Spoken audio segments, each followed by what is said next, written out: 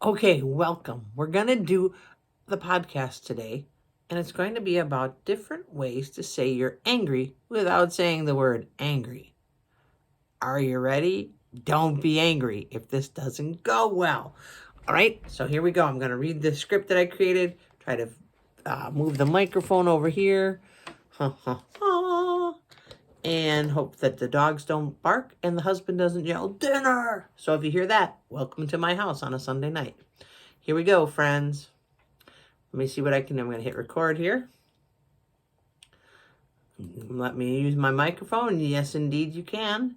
Here we go. We're going to do a test run. Testing, testing. 1, 2, 3. Testing, testing. Can you hear me? Well, that was kind of silly, wasn't it? Let me see if you can hear it. Let me know what you think. Well, I'm going to go with what I want to do anyway, but here's how I'm going to practice it. If you want to see the behind the scenes, it's not really behind the scenes. You're like right in the scene. Here we go. Testing, testing. 1, 2, 3. Testing, testing. Can you hear me? Did you hear that? Not so bueno. Let me see if I can delete that. Yep. Okay. All right, we're going to try it here. Bum, bum, bum, bum. What's today's date? All right.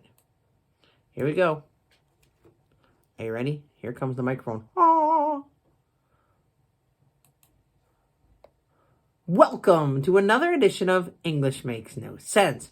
My name is S.L. Rockfish, and today we're going to be doing a podcast that has to do with different ways to say that you are angry or mad without saying you're angry or mad. Are you ready? Well, first of all, I hope you're not mad. But have you ever blown a fuse? Maybe you have flown off the handle. I know. I bet you have seen red. Do any of these sound familiar to you? I know you have done these things at some point in your life, at least once. Come on. Or maybe you had a meltdown. Everyone has. Why do I know you have? Because each one of these sayings is an idiom that means you are angry. Yes, angry. Everyone has been angry or mad at some point in their life. Even the happiest of people have at one time been angry in their life. You know you have. I have. And I like to think I'm a pretty happy person. However, I do get angry. I may even have lost my cool. That too is another way to say you are angry. Let's take a look at how we can use these idioms to express anger. The first one, to fly off the handle.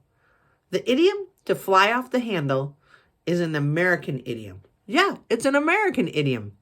It goes back to the 1830s. It alludes to the fact that when an axe head gets loose, it can fly off the handle. That would make anyone angry, wouldn't it? I mean, you're chopping away at a tree with an axe and the head flies off because it was loose. That's got to be frustrating. And perhaps a bit dangerous. I think whoever may get hit with the axe head may be a little bit more angry than the person swinging the axe. However, that's the origin of the idiom. It goes back to the 1830s. Let's use it in a sentence. Jerry flew off the handle when the driver in front of him slammed on the brakes. You may often hear it in this context when someone is about to deliver some bad news. They may start by saying, "Now, don't fly off the handle when I tell you what happened." They're asking you to not get angry when they deliver the news. How about the saying, to blow a fuse? To blow a fuse means to be angry. But why? When we blow a fuse, it means we lose electrical power. Usually due to an overload on the circuit. Perhaps the circuit gets hot and blows. It stops working. The word explode or the saying blow up are associated with being angry. So when you blow a fuse, you are really angry. For example, Bill is going to blow a fuse when he sees what happened to his car. Now that I think of it, we can also say blow your top to mean angry too. So let's replace blow your fuse with blow your top. Here we go. Bill is going to blow his top when he sees what happened to his car. In both sentences, blow alludes to blowing up, and when things blow up, they explode. And when emotion builds up and explodes out of you, you guessed it, you are angry. When things get hot, they burn red. When you see red, you are angry. Now that makes sense. You can picture the little emoji for anger, can't you?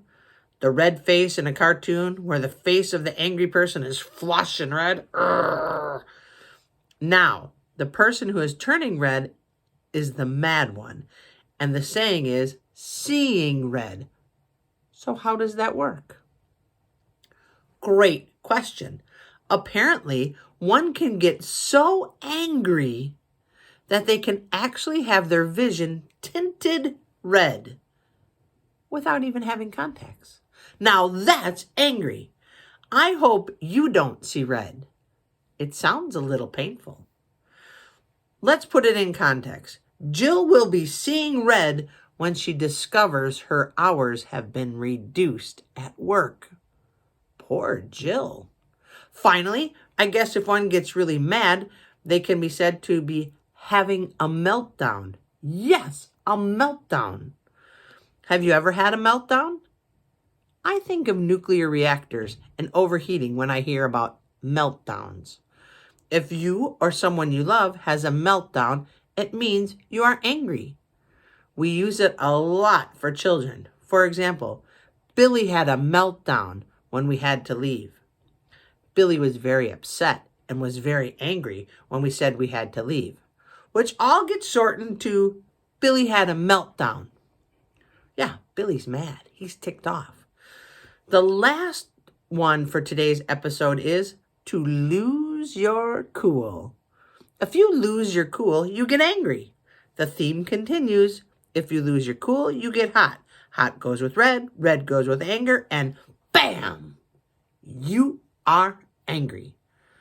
For context, let's try this. Paula lost her cool when she found out her boyfriend was cheating on her. Now that would make anyone angry to be cheated on. Poor Paula. Have you noticed that the sayings for anger involve heat and exploding? Oh yeah, except for the saying, fly off the handle. Let's review. Fly off the handle. Don't fly off the handle. Calm down. Translation, don't get so angry. Blow a fuse. Don't blow a fuse. Everything is going to be just fine. Translation, don't get angry. It's going to be fine. Blow your top. Same as above. Don't blow your top. Everything is going to be just fine. Seeing red. Maggie sees red when she thinks someone is picking on her child. Translation, Maggie is angry when she thinks someone is picking on her child. And having a meltdown. 3-year-olds are known for having epic meltdowns. Translation, 3-year-olds are known for getting angry and falling apart. Finally, lose your cool.